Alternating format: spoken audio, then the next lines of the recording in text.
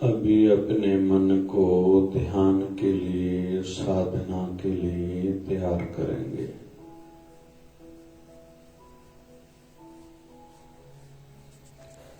और यह नियम है एक सुखद आसन में बैठना, जैसे कंफर्ट लगे, शरीर में तनाव पीड़ा न आए। थोड़ी कमर सीधी, थोड़ी गर्दन सीधी, कोमलता से, प्रसन्नता से धीरे धीरे आंखों को बंद करेंगे।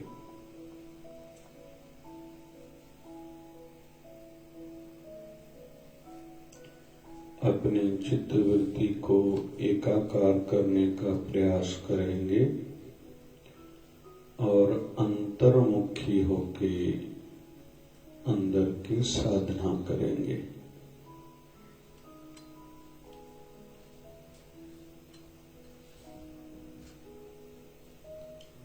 सबसे पहले अपने तन को शांत, शिथिल करेंगे। रिलैक्स हो हमारा तन, पूरा शरीर, बॉडी।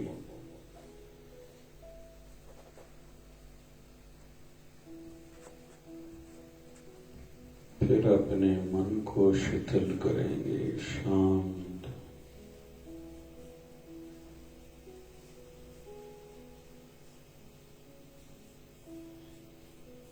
शांत होने का भले प्रयास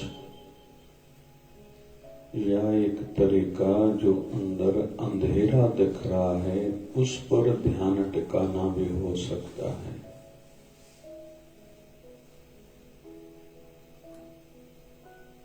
अभी प्राणों को शिथिल करेंगे, शांत करेंगे।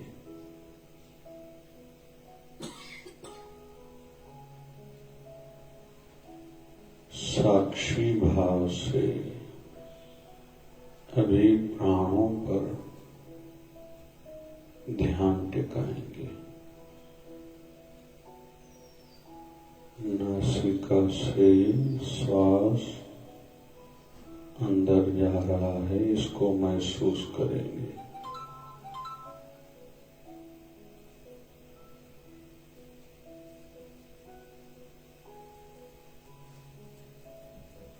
और थोड़ा रोक के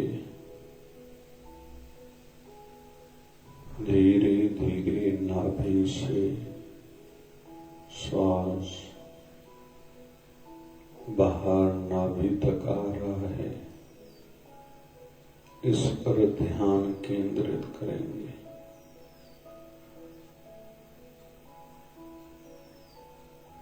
और साधक का हर श्वास गुरु मंत्र से, प्रभु नाम से सफल, सार्थक होना चाहिए।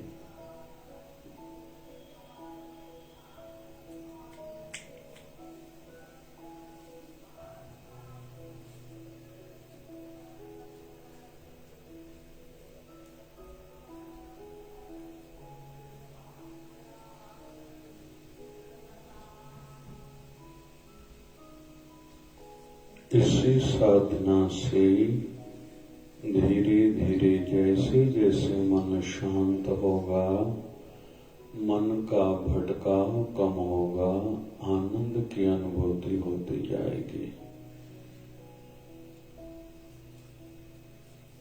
जैसे बादल छटने से सूर्य नारायण का या रात्रि को चंद्र नारायण का दर्शन होता है, तो वो कहीं से आते नहीं, वहीं थे, लेकिन बादलों के कारण उनका दर्शन नहीं हो पा रहा था। वैसे ही हम सच चित्त आनंद स्वरूप हैं, ज्योति स्वरूप हैं, अविनाशी हैं। जो परमात्मा के गुण हैं वही गुण हमारी आत्मा के भी हैं, लेकिन माया के पर्दे के कारण हमारी भ्रांतियां, गलत मान्यताओं के कारण हमने जो खुद को शरीर समझा था, उस कारण से हमारा जीवन अशांत रहा है। लेकिन अभी हमारी यात्रा शांति आनंद की ओर होना चाहिए, परमात्मा की तरफ हमारी यात्रा होनी चाहिए।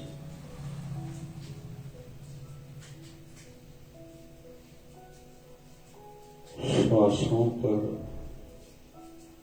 अपनी चित्त वृत्ति को एकाकार करेंगे।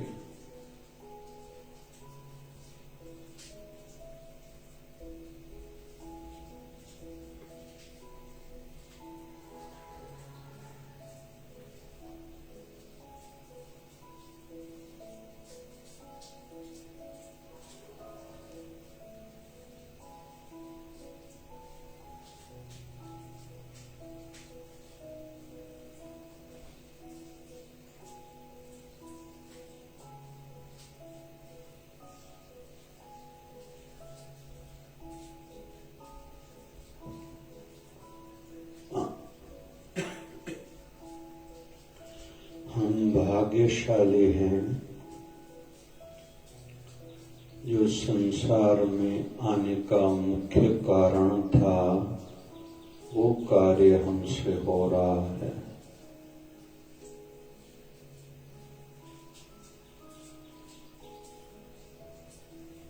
प्रसन्नता की मुद्रा में बैठे, आनंदित मुद्रा में बैठे, चेहरे पे थोड़ी सी मुस्कुराहट हो।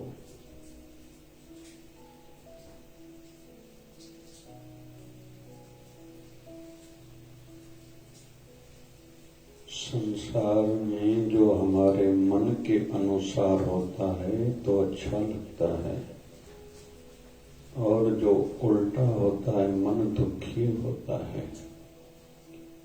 इन दोनों से ऊपर उठना है, और यह होगा इस साधना के रोज करने से।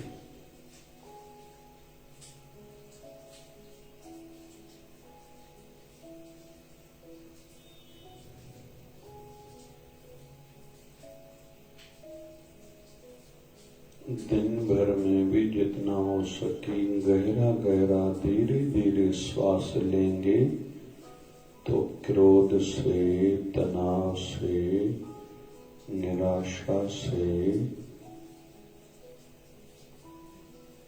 मन दुखी से बच जाएंगे। केवल श्वास धीरे धीरे गहरे गहरे लेने से।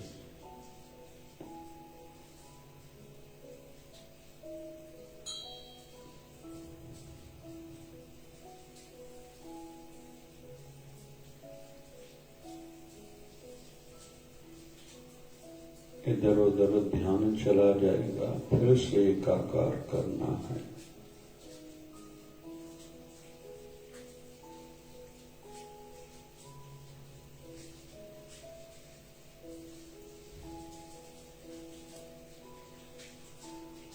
अभी प्रभु की कृपा हम पर हो रही है। एक पावर, एक शक्ति, एक लाइट हमारे सिर पर हो रही है, कृपा बरस रही है। उनको साक्षी भाव से देखें।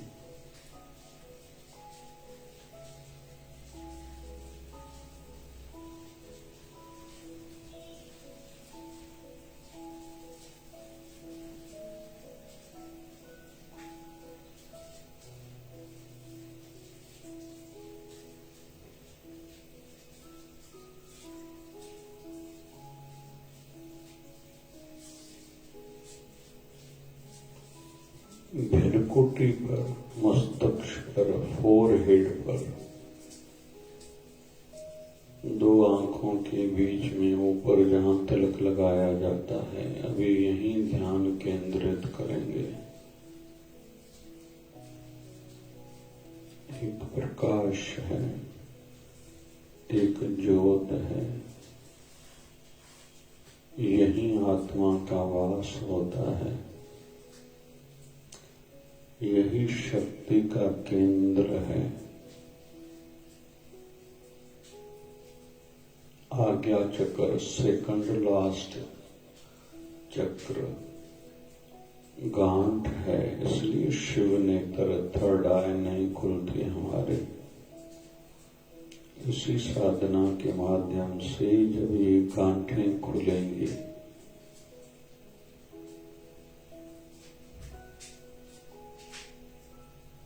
तीनों लोकों का, तीन कालों का सब पता चलना लगेगा। सही गलत की जानकारी बढ़ती जाएगी।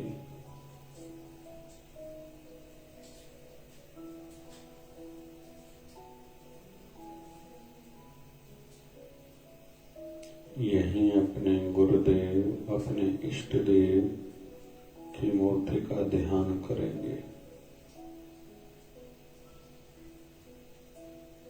उनके नयन कमल का दर्शन करेंगे।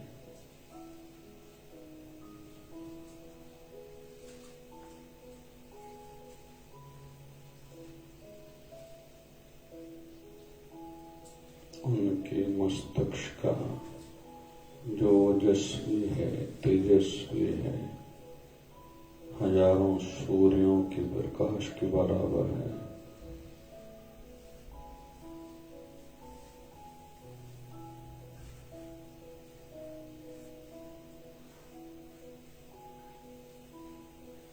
उनके गाल का, मुखमंडल का दर्शन करेंगे।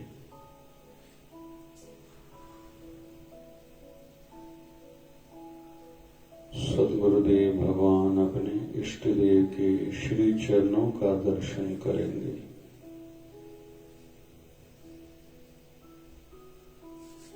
प्रणाम करेंगे।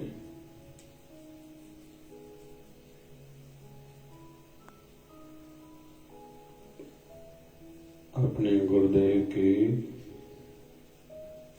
चरणों के पैरों के अंगूठे को चंदन का तिलक लगाएंगे।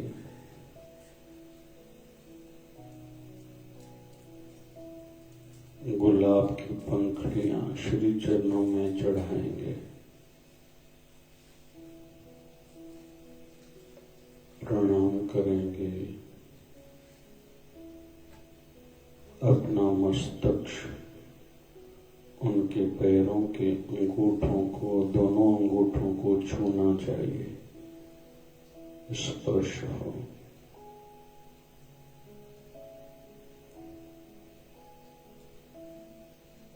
धीरे धीरे उठेंगे, उनके हस्त कमलों का दर्शन करेंगे।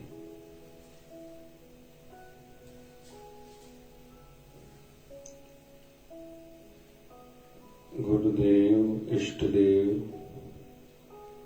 आशीर्वाद का हाथ उठाए हुए हैं, अनुभूति करेंगे।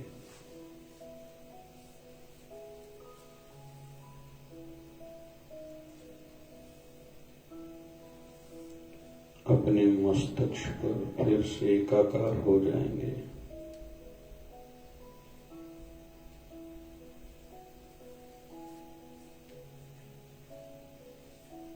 भली बीच बीच में अंधेरा हो जाए, उस अंधेरे पर ही ध्यान टिकाएंगे।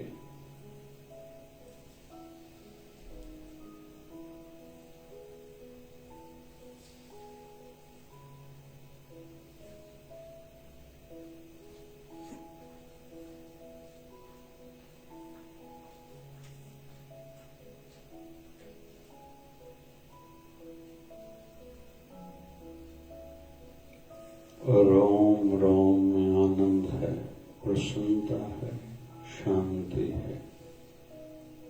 उस शांति का अनुभव करेंगे।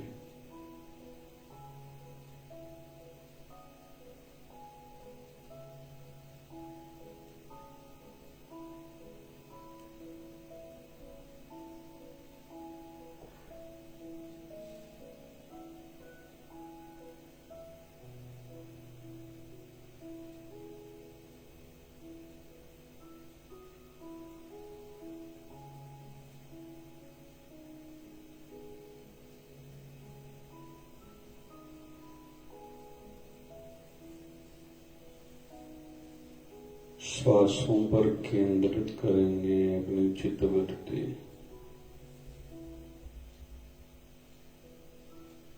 नासिका से श्वास नाभि तक जा रहा है, धीरे धीरे।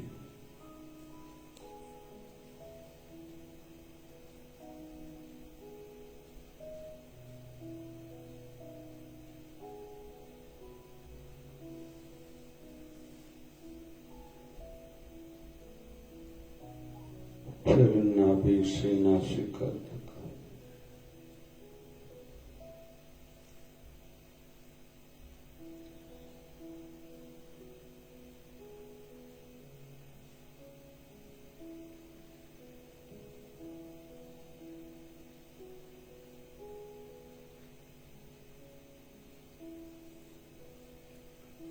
रसिकों का हर श्वास गुरु मंत्र से सफल सार्थक होता है।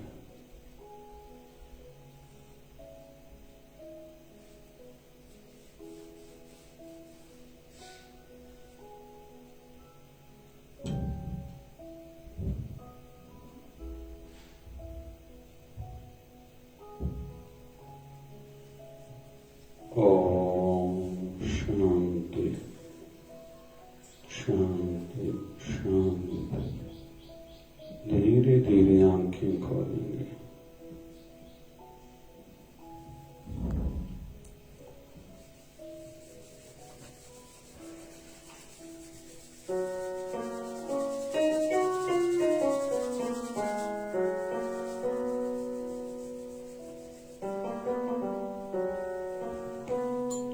ओम नमो भगवते वासुदेवाय।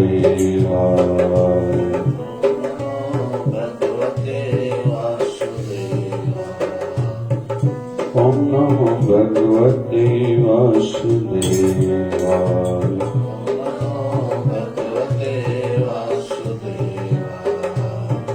ओम नमो भगवते वासुदेवाय।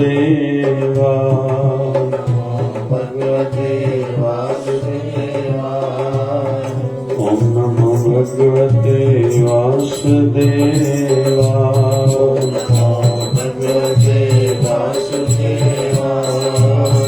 ओम नमो भगवते वासुदेवाय।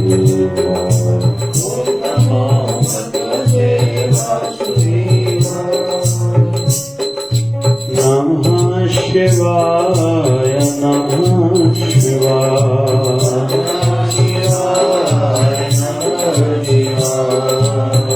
नमः शिवाय नमः शिवाय।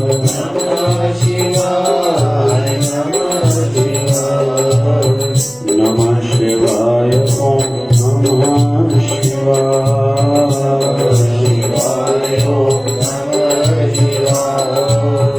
नमः शिवाय ओम नमः शिवाय।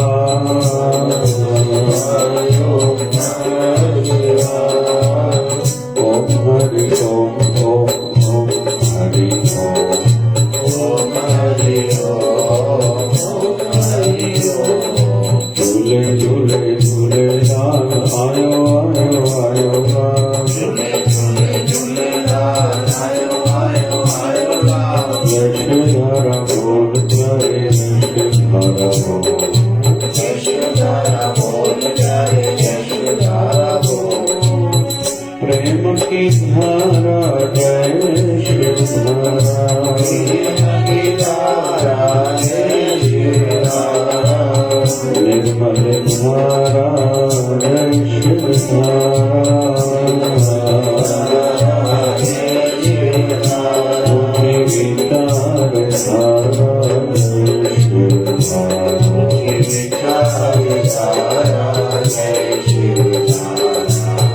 प्यार से प्यारा जय शिवधारा।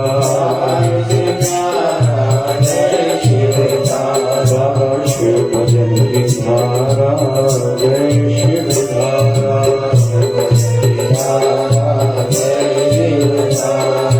ओम नमो भगवते वासुदेवाय। ओम नमो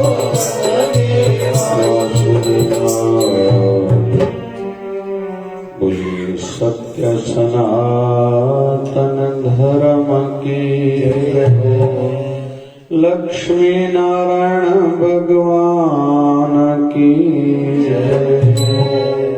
शिव राम कृष्ण भगवान की आयो लाल बोलिए सदगुरु स्वामी श्री भजन जी महाराज की बोलिए शिवधारावर साहिब की। जिसको भी सतगुरु जी मिला तेरा आशियाना, खुशियों का साजा उसने है पा लिया खजाना। जिसको भी सतगुरु जी मिला तेरा आशियाना, जिसको भी सतगुरु जी मिला तेरा आशियाना, खुशियों का सारा उसने है पा लिया खजाना। जिसको भी सतगुरु जी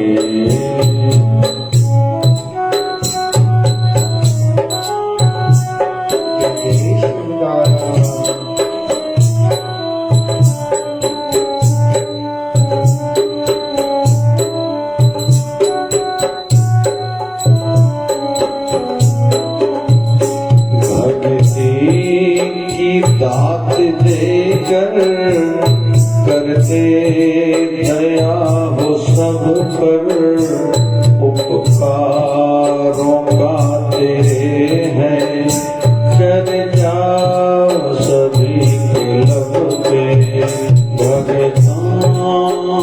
भगती की दात देकर करते दया हो सब पर, उपकारों का तेरे हैं कर जाओ सभी के लब पर।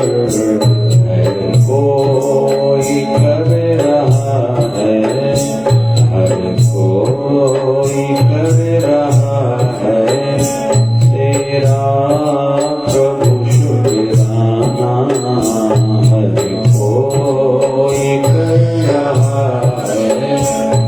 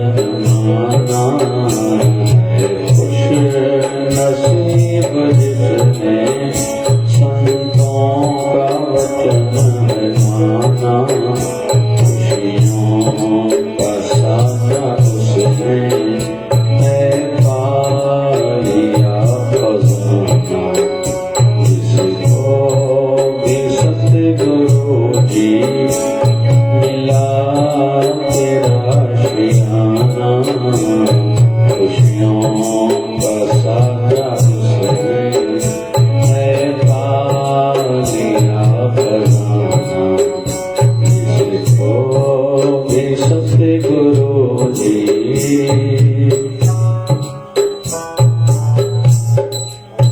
आज पावन तिथि माघ मास की एकादशी,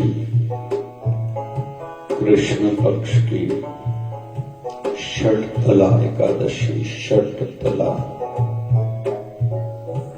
भगवान विष्णु को एकादशी की तिथि बहुत प्रिय है और संतों को भी। आज ये है सुबह का सत्संग, माघ मास शिवधारा उत्सव।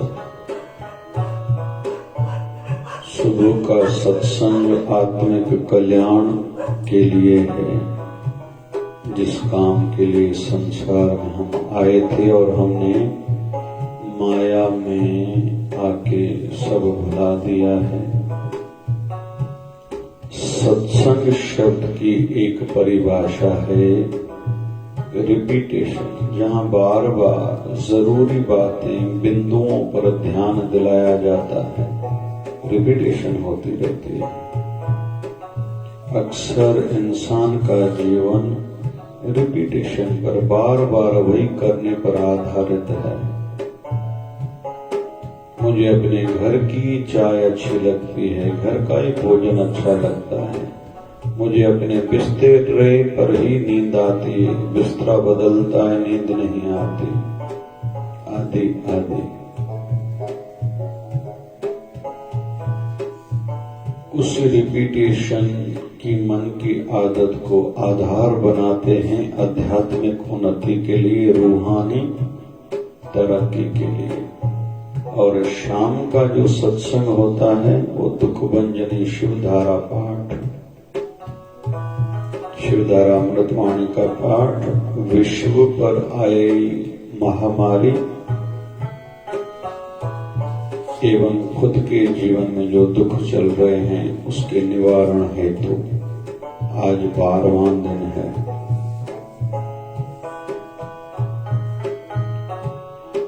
आज एक बिंदु समझने का प्रयास करेंगे। विश्व स्वास्थ्य संगठन WHO, वर्ल्ड हेल्थ ऑर्गेनाइजेशन, कुछ साल पहले उनसे पूछा गया व्हाट इज हेल्थ,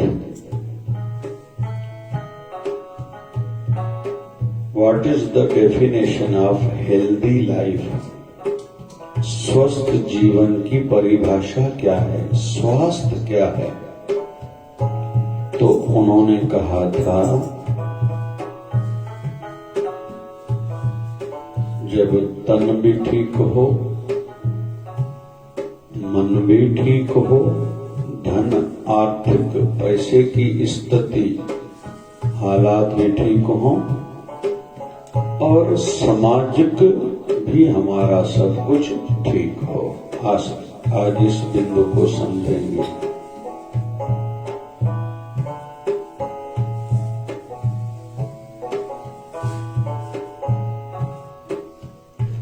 शरीर को स्वस्थ रखना है तो थोड़ा व्यायाम और प्राणायाम बहुत आवश्यक है। कम से कम 10 मिनट प्राणायाम, हो सके तो 2 बार, और कम से कम 10 मिनट व्यायाम।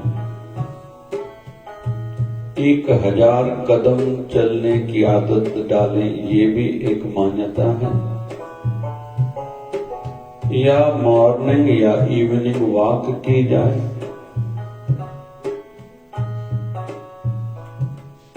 शरीर में दिन में 3 बार पसीना जरूर निकले।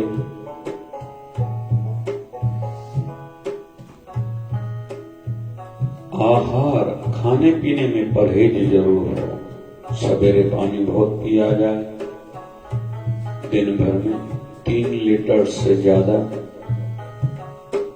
खाना कम से कम बार खाया जाए, 3 बार से ज्यादा नहीं, सवेरे, दोपहर और रात्रि।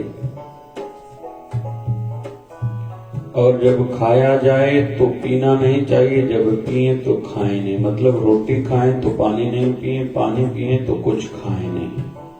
बहुत लोग चाय पीते हैं, बिस्किट खाते हैं, नहीं खाना चाहिए।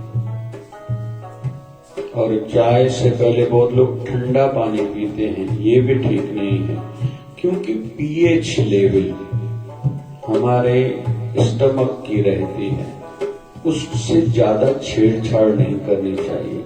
और दांतों के लिए भी अच्छा नहीं माना जाता कि बहुत ठंडी चीज खा के और गर्म चीज खाई जाए। बहुत लोग ठंडा पानी पी के चाय पीते हैं, ये ठीक नहीं है। ये हम सब हेल्थ, तन की हेल्थ, शरीर, बॉडी को ठीक रखने के लिए सीख रहे हैं।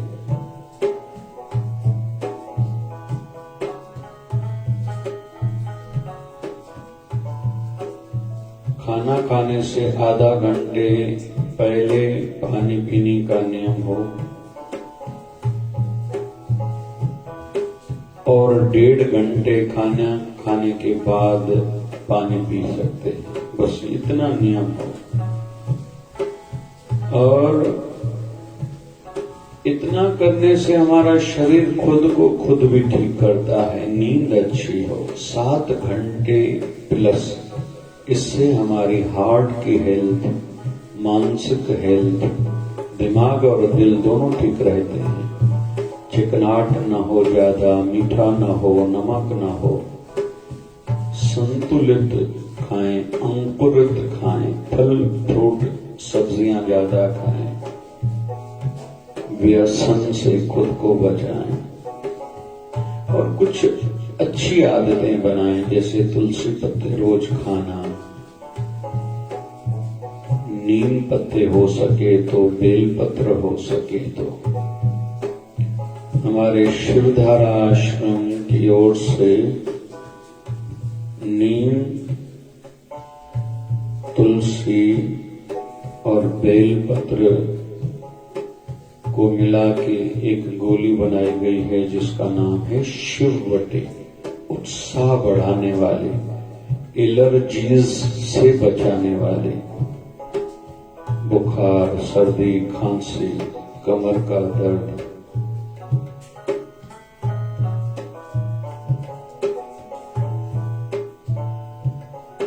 इन दिनों में कोरोना भली थोड़ा कंट्रोल में है और ओमिक्रॉन ज्यादा डेंजरस, खतरनाक नहीं है, लेकिन फिर से हमारे महाराष्ट्र के मुंबई में एक प्लेग फंगस का पेशेंट पाया गया है।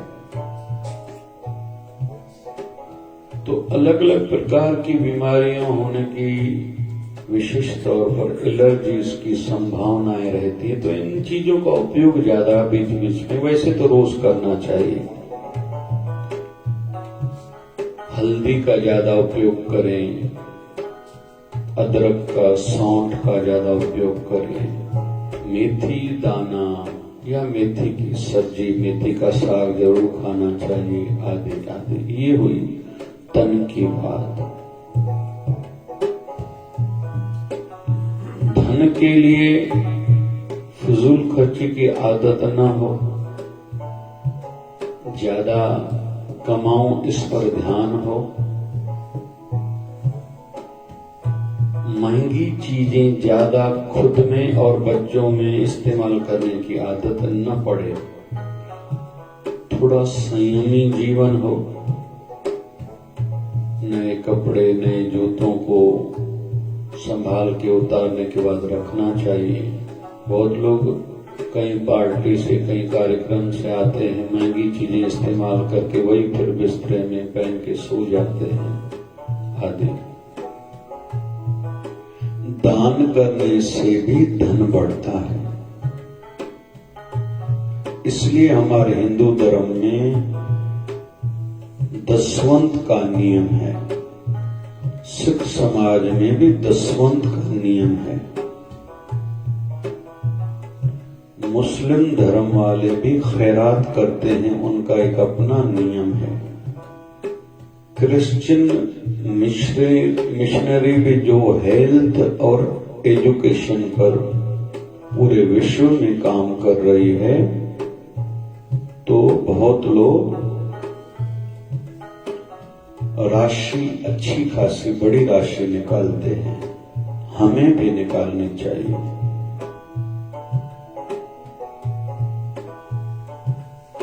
और सोशली सामाजिक स्तर पर हमारा मान सम्मान बना रहे, इसलिए सबके साथ निभाने वाला गुण हो, मधुर वाणी हो।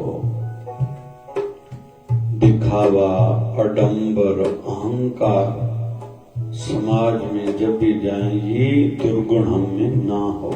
विनम्रता हो, प्रेम हो, माधुर्य हो, सबके साथ अपनापन वाला स्वभाव हो आदि। इससे और हम लोग कुछ न कुछ सामाजिक सेवा की भी आदत बनाएं। इससे सोशल स्तर, सामाजिक स्तर पर भी समाज में हमारा नाम अच्छा रहेगा, इज्जत मान सम्मान बनी रहेगी। लेकिन इसी बीच में मुख्य रहेगी मन की हेल्थ, इंट्यूशन, बुद्धि की हेल्थ। आध्यात्मिक भाषा कहें तो विवेक। विवेक ही हमारे जीवन का एक आधार है, जो एक तो परिस्थितियों को, हालात को समझता है। इस समय मेरे मन की हालात क्या हैं, परिस्थितियां क्या हैं, इस समय मुझे क्या करना चाहिए। गुस्सा है तो पानी पियो, कुछ सुनो, थोड़ा नहीं तो किनारा करो, कहीं थोड़ा चले जाऊं, कहीं गुस्से में अपशब्द न निकल जाए, कुछ ऐसा न हो जाए कि जिससे आजीवन मुझे पछताना पड़े, कोई नाराज हो जाए, कोई श्राप आदि मुझे दे दे। मन निराश है तो कोई आशावादी काम करूं, कुछ हंसाने वाला देखूं, किसी के साथ बात करूं, किसी मठ, मंदिर, आश्रम, शिवालय, देवालय, गुरु स्थान पर जाके थोड़ी देर साधना करूं, थोड़ा सत्संग सुनूं, ईयरफोन के माध्यम से खुद को संभालूं, निराशा से, दुखी मन से उसको ठीक करो।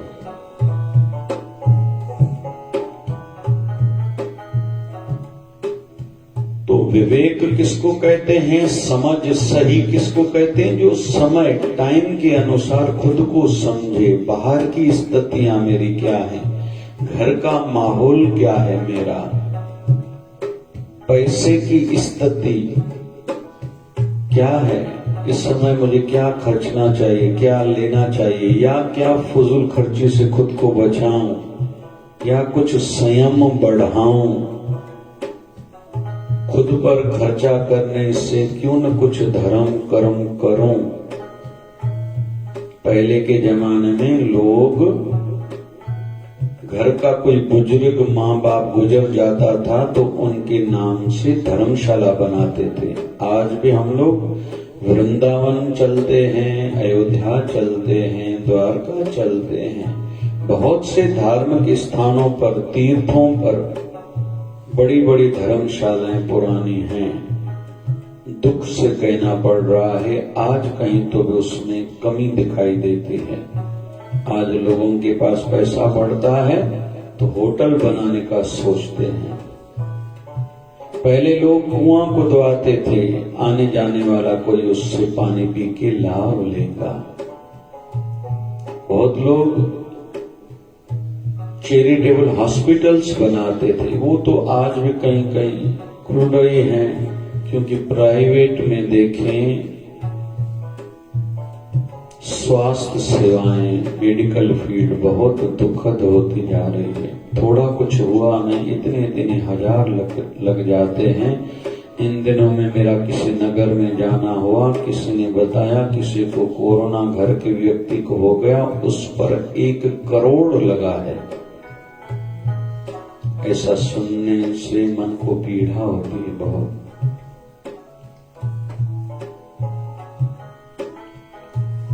तो मन पर काम करना चाहिए।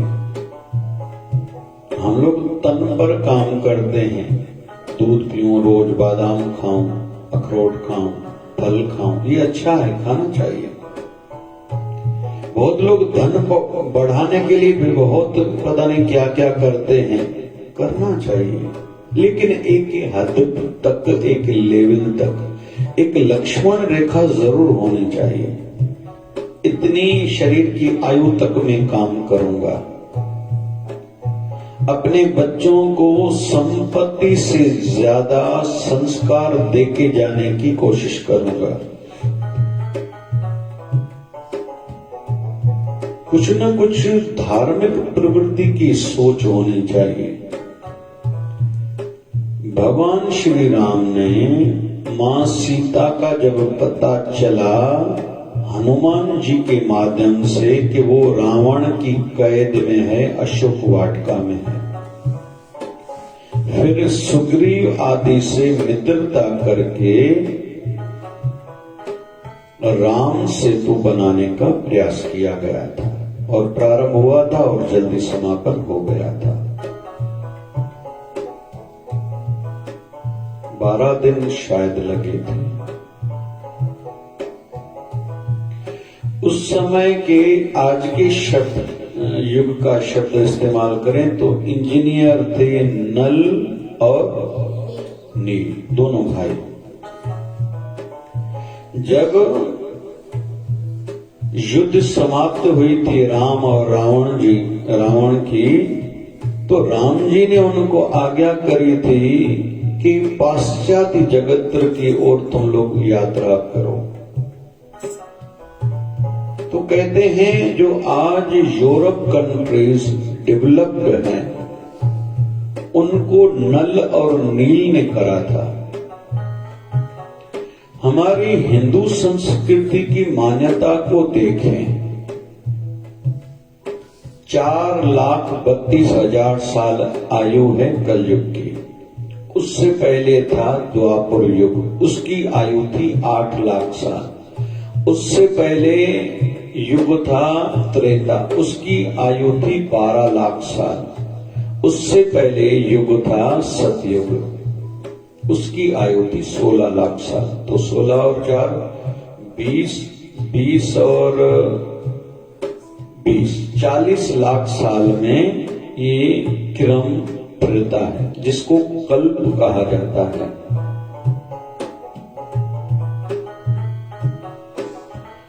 राम जी के जीवन चरित्र की जब बातें आती है, मतलब रामायण और रामचरितमानस की ओर हम लोग इशारा कर रहे हैं, तो राम जी ने अवतार धारण क्यों करा, उसमें लॉजिक्स हैं, दलील है, कारण है।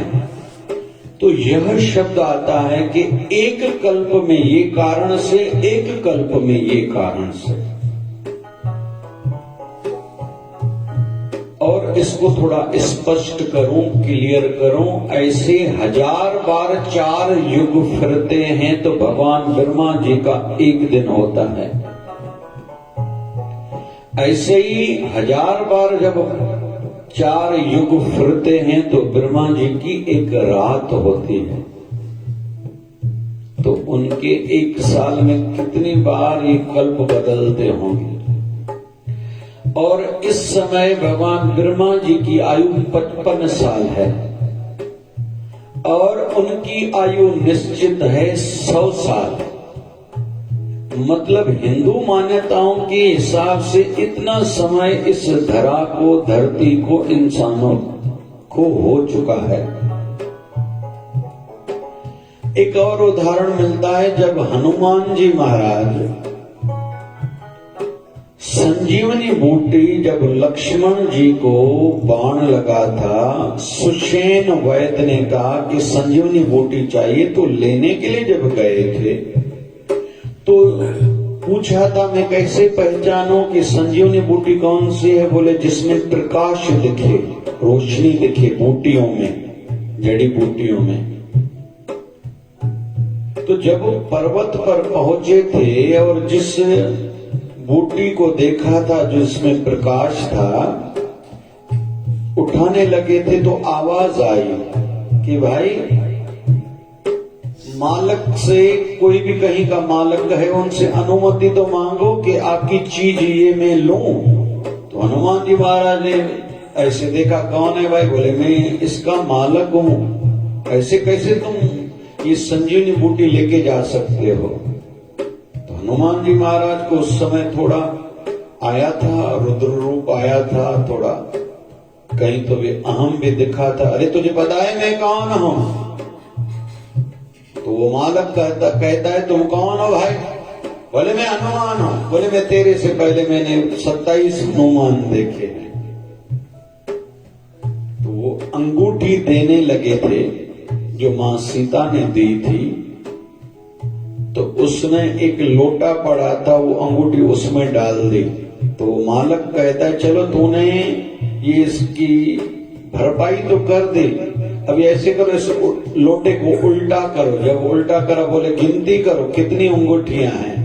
तो उसने गिनी तो 27 थी। मतलब तू, तेरे से पहले ऐसे हनुमान 27 पहले मेरे पास आए हैं और अंगूठी एक जैसी है, देखो।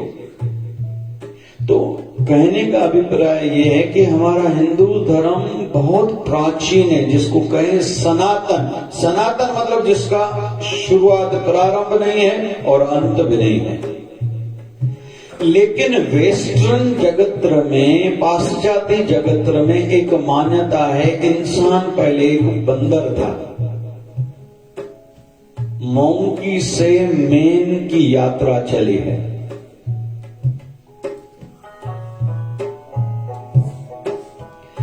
लेकिन कहते इसके पीछे रहस्य ये है कि जब नल नील वहां गए थे, उन्होंने उनको समझ दी थी, व्यवस्था दी, मैनेजमेंट दी, तब से वहां के मनुष्यों ने विकास करा था। तो उनको ऐसे लगता है हम पहले वानर थे, बंदर थे, फिर इंसान हुए, जबकि ये बात ठीक नहीं है। विषय चल रहा है मानसिकता पर। राम जी ने नल और नील को भेजा था, वहां के लोगों को स्टेब्लिश करो, उनका उत्थान करो, उनकी तरक्की कराओ। उनकी इतिहास, हिस्ट्री इतनी पुरानी नहीं है। इतनी है तो वो दुनिया पर थोपते हैं कि इंसान पहले बंदर था फिर इंसान बना। ऐसा है नहीं। लेकिन ये राम जी की सोच थी, उनको वहां भेजा। ऐसे ही हम सब की मानसिकता भी होनी चाहिए। मन हेल्दी किसका है? जो एक तो खुश रहता है और दूसरों को भी खुश रहने देता है और दूसरों के मन की खुशी बढ़ाने पे काम करता है। यह सब हम सबको अपने माइंड पर काम करना होगा, मानसिकता पर काम करना होगा। मन हमारा हेल्दी, स्वस्थ कैसे हो, सोच हेल्दी हो। संसार को मैं लेके जाऊं, समाज का उत्थान करूं, पड़ोस का उत्थान करूं, नगर का उत्थान करूं, प्रांत के लिए कुछ करके जाऊं, राष्ट्र के लिए, मानवता के लिए, ब्रह्मांड के लिए, विश्व के लिए कुछ करके जाऊं। उनमें से एक तुच्छ प्रयास है, उत्तम है। वैसे तो वो है जैसे हम लोग हर एकादशी पर शिवदार आश्रम में हवन यज्ञ करते हैं, ये उस दिशा में एक प्रयास है। वृक्ष लगाना, प्रकृति की सेवा करना, संसार को कुछ देके जाना। संतों का एक अपना ध्येय रहता है, एक अपनी यात्रा, एक अपनी मौज रहती है। बहुत संत हॉस्पिटल्स बनाते हैं, बहुत से संत धर्मशालाएं बनाते हैं, बहुत से संत स्कूल एजुकेशन पर काम करते हैं, कई फिर बाल विकास के कार्य करते हैं, कई महिला उत्थान के कार्य करते हैं। और एक शब्द में कहूं, संसार में संत शरीर में होते हैं तो बहुत कुछ देते हैं, शरीर त्यागने के बाद भी देते रहते हैं। इस दिशा में हमारी भी सोच हो। आज 1008 सदगुरु स्वामी शिवभजन जी महाराज शरीर करके हमारे साथ नहीं है। उनकी आशीर्वाद, उनकी अनुभूतियां तो अभी भी हैं, लेकिन कितने नहीं कार्य उनके माध्यम से, उनके आशीर्वाद, उनकी प्रेरणाएं, उनकी योजनाएं, उनकी बनाई हुई परंपराओं के अनुसार चल रहे हैं। ऐसे ही हम सबकी सोच हो, क्योंकि कहते हैं शेरों की संतान भी शेर रहते हैं। तो आज हम लोग सीख रहे हैं स्वास्थ्य किसको कहते हैं, health. What is health, what is the definition of health या हेल्दी लाइफ। तो तन ठीक हो, हम बीमार होने के लिए नहीं आए।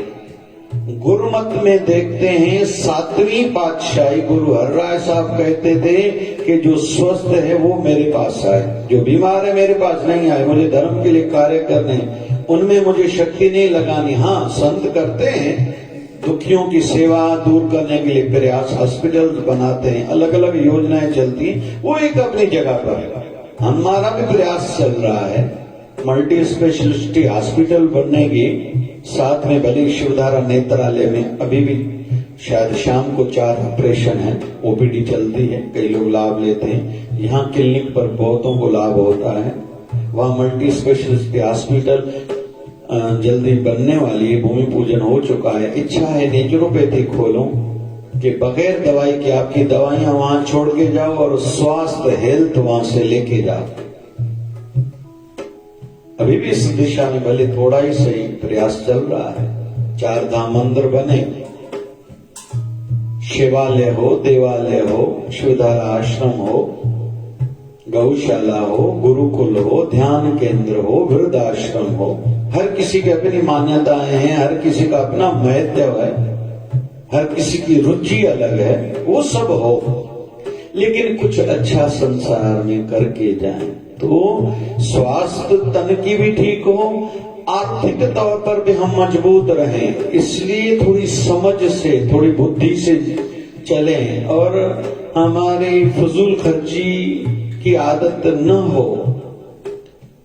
अंतिम में एक उदाहरण लूंगा। बंगाल में एक महामानव हुआ है जिनका नाम है ईश्वर चंद्र विद्यासागर। गरीब है, पिता की आर्थिक स्थिति नहीं है।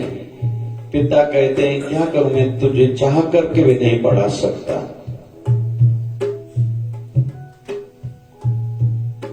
रात को मेहनत करता है, पढ़ाई करता है, घर में दिन में काम करता है। छोटी आयु का बालक है, जैसे तैसे डिग्री प्राप्त कर ली, नौकरी मिली, 5 रुपए महीने, अभी 5 से हो गई 50 रुपए। लेकिन खर्चा खुद का, परिवार का नहीं बढ़ाना। पड़ोस में एक एक व्यक्ति के घर जाए, मुझे एक कमरा दो, कि जैसे मेरी हालत थी, मैं नहीं पढ़ पा रहा था, पढ़ाई की चाहना, इच्छा के बाद भी गरीब बच्चों को कहा आके पढ़ो। ऐसे लोगों से एक एक कमरा लिया, किसी न किसी टीचर के पास जाए, आओ आप सेवा दो, सर्विस दो। ऐसे गरीबों की पढ़ाई कराना शुरू करी, खुद भी पढ़ना शुरू रखा। आगे चल के उसी स्कूल में प्रिंसिपल बना, 500 तनख्वाह महीने की होने लगी। खुद का खर्चा नहीं बढ़ाया। अभी बाल विवाह पर काम करा, सती आत्मदाह पर काम करा। समाज में विरोध बहुत हुआ, तकलीफें बहुत हुई, लेकिन फिर भी सच्चाई का, अच्छाई का मार्ग नहीं छोड़ा। इनकम बढ़ने लगी, खर्चा खुद का नहीं बढ़ाया, सेवा कार्य बढ़ाने लगे। किसी ने एक बार कहा कि हे ईश्वरचंद्र विद्यासागर जी, रात को कोई दुखी, कोई कुछ आपसे हेल्प लेने आया था, आपके घर का दरवाजा बंद था, सुना, मन में दुख हुआ। एकदम मजदूरों को बुला के घर का दरवाजा चौखट सहित निकाल दिया। न चौखट होगी, न मेरे घर में पल्ले दरवाजे लगेंगे, न दरवाजे होंगे, न अंदर से कोई कुंडी लगाएगा। कभी जीवन में मेरा घर बंद होगा, क्योंकि मेरे दरवाजे से कोई भी दुखी, जरूरतमंद खाली न जाए। तकलीफें बहुत देखी थी जीवन में, तो एक लेकिन मनो संकल्प था कि मुझे विशेष कुछ करके जाना है। मुझे दुख होता है कि जैसे वेस्ट बंगाल की जब इलेक्शन थी, उसकी प्रतिमा पर पॉलिटिक्स सियासत तो की जा रही थी, लेकिन वो महामानव क्या था, क्या सिखा के गया है, क्या करके गया है, उस पर ज्यादा चर्चा हुई नहीं। नई पीढ़ी को पता तक नहीं है ईश्वर चंद्र विद्यासागर ने क्या किया था और क्यों वो महामानव बने थे। तो कुल मिला के विषय चल रहा है समाज में तन को हेल्थ करने के लिए थोड़ा स्वास्थ्य का ध्यान रखें। शुरू में मैंने बताया धन के लिए भी ध्यान रखें, और धन कैसे बढ़े थोड़ा ध्यान इस पर काम करें। एक लक्ष्मण रेखा लेकिन होनी चाहिए। सामाजिक स्तर पर भी हमारी इज्जत मान सम्मान हो, निभाने वाले बने, मधुर बने, अच्छे बने, अपनापन वाला स्वभाव हो, कुछ समाज के लिए करें, लेकिन मन भी हेल्दी हो, सोच अच्छी हो, इस पर ज्यादा काम करें। और वो सहज सरलता से काम हमारा होता है सत्संग में आने से, सत्य शास्त्र पढ़ने से, एक आदर्श आइडल पर्सनालिटी संतों के साथ रहने से। ये है हेल्थ की, स्वास्थ्य की डेफिनेशन, परिभाषा। प्रभु दया करे आज हमने जो सीखा उस पर हमारा ध्यान रहे, उसको समझें और धीरे धीरे जीवन में अपनाते जाएं और करते जाएं। बोल बाबा शिव भजन साहिब की जय, बोली शिवधारा वाले साहिब की जय। मेरे मन के मंदिर में गुरुदेव तुम्हारी मूरत हो। मेरे मन के मंदिर में गुरुदेव तुम्हारी मूरत हो। गुरुदेव तुम्हारी मूरत हो, बाबा शिव भजन तेरी सूरत हो। गुरुदेव तुम्हारी मूरत हो, शिव भजन तेरी सूरत हो।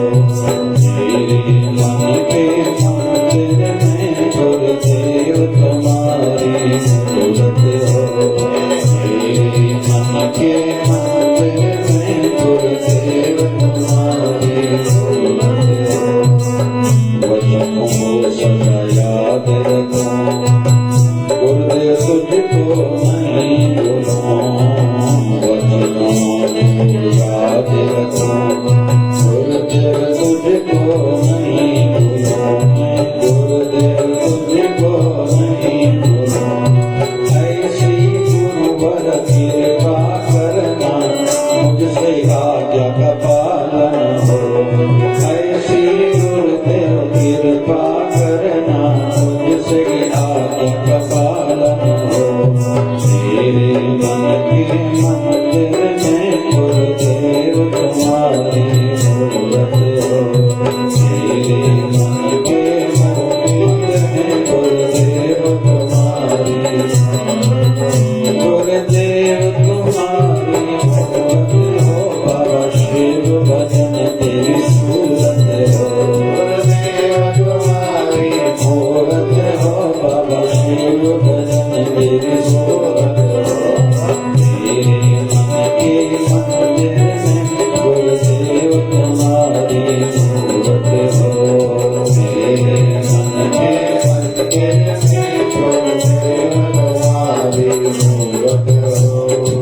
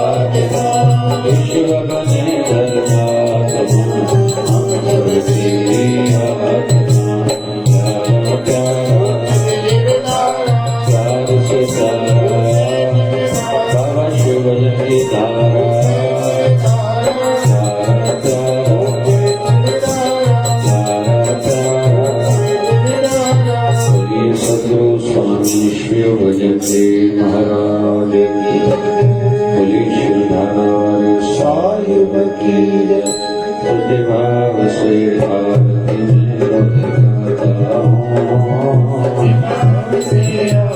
में रोज गाता हूँ, शिवधारावन गुरुवर को मनाता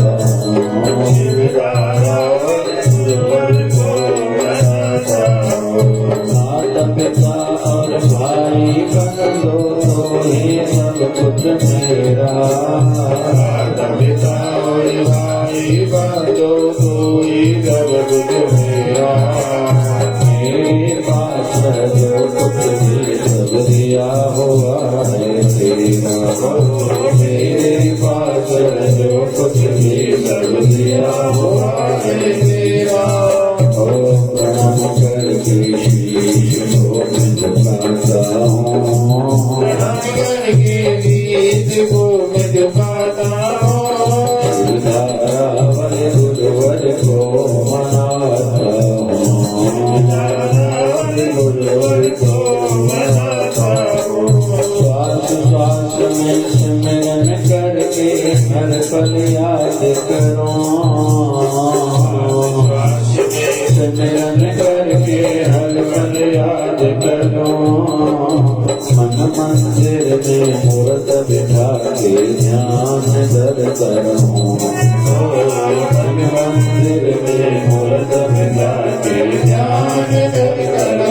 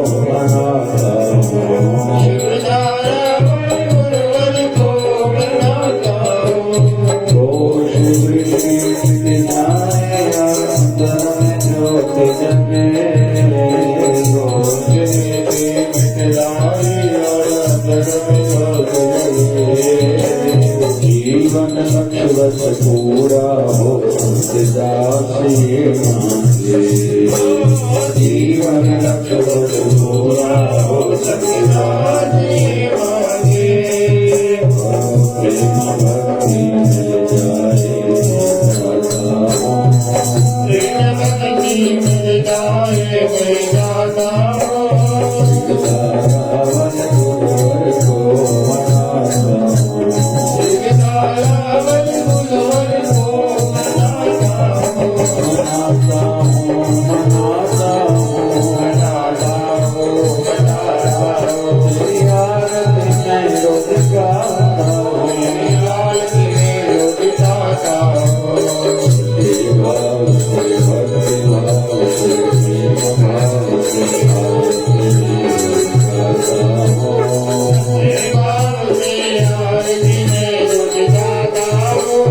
शिवधारावन गुरुवर को मनाता हूँ, शिवधारावन गुरुवर को मनाता हूँ, शिवधारावन गुरुवर को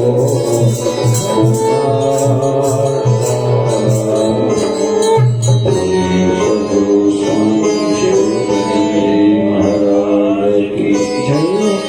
आज के आनंद की हो, कल के मंगल की हो, धर्म की हो, अधर्म का प्राणियों में विश्व का सबका मान के रहने बाबा बोली गंगा मैया की, गौ माता की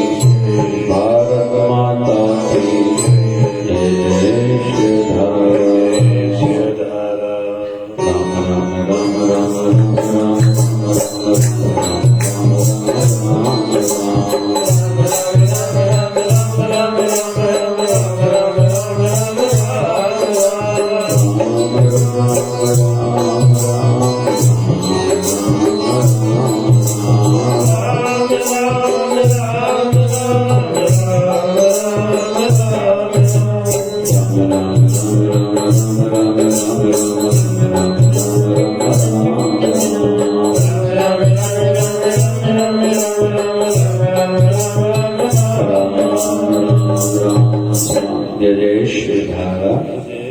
विश्व की स्वास्थ्य एवं विश्व की शांति हेतु मिलकर सभी जप करें।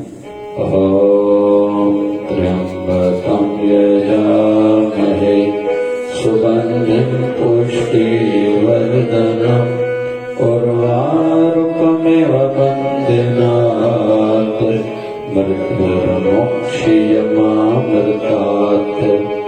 जपो ओम त्र्यंबकं यजामहे सुगंधिं पुष्टिवर्धनम् उर्वारुकमिव बन्धनात् मृत्युर्मोक्षयमामृतात्। ओम त्र्यंबकं यजामहे सुगंधिं पुष्टिवर्धनम् उर्वारुकमिव बन्धनात् मृत्युर्मोक्षयमामृतात्।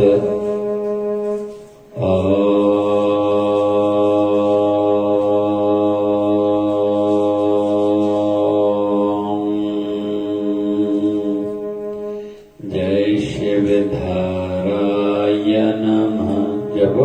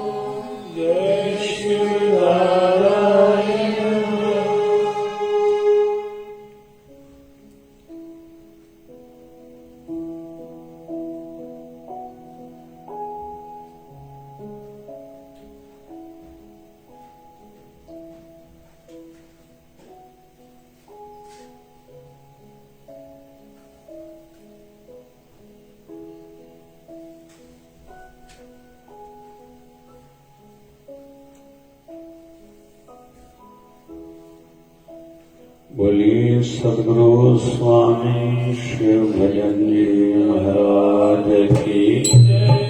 बोलिए शिव धारा वाले साहिब की